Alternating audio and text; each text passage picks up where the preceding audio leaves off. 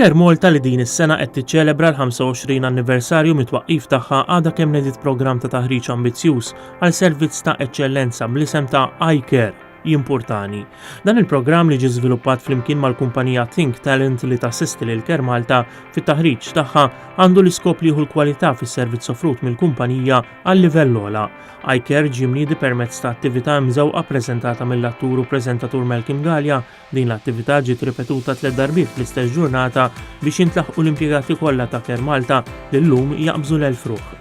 It-tnedija kienet tinkludi messaġġi mill-ex futboler internazzjonali Carmel Busuttil, il-personalità televiżiva Clara Jus u mill-eċċellenza tagħha l-President ta' Malta Mary Louise Colheiro Preca li tkellmu dwar il-professjonaliżmu, id-dedikazzjoni u l-kompassjoni rispettivament it-3 pilastri tal-programm iCare.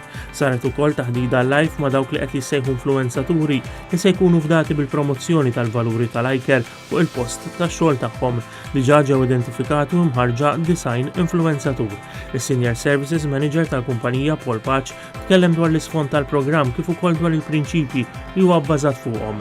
Fil-messaġġ tagħha l-okkażjoni l-Kap Eżekuttiv ta' Care Malta Natalie Briffa Farrugia fistret li iCare mhuwiex xi set ta' istruzzjonijiet, policies u proċeduri kif tingħata l-kura. Aħna rridu li iCare issir il-lingwa li biha jitkellem kull min jaħdem mal-kumpanija irrispettivament mir-rol tiegħu jew tagħha u mis-sitwazzjonijiet li jsibu ruħhom fihom. Qalet ukoll li iCare imbena fuq esperjenza ta' 25 sena involuti fil-qasam tal-kura tal-anzjani, spjegat li dan il-programm mhuwiex xi tifkira tal-passat imma iċ-ċavetta għall-futur għal kull min involut f'Care Malta. Irridu nħejju lil nfusna l-futur f'dinja dejjem tinbidel u li magħha qed jinbidlu wkoll il-valuri. Komplet Natalie Briffa Farrugia.